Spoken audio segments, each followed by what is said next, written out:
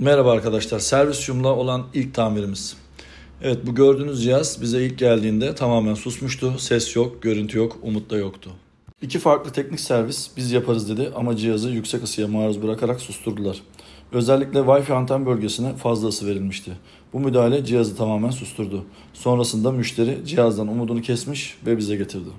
Biz cihazı toplamadan önce detaylı ölçüm tekniklerimizi kullandık, sorunlu parçayı tespit ettik. Arızalı modülü değiştirdik, bu sırada cihazın içindeki tüm kullanıcı verileri bizim için öncelikliydi.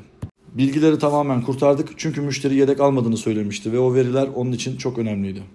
Ve hayat öpücüğümüzü verdik. Servisium Teknik'te her cihaz bir hikayedir, her veri emanetinizdir.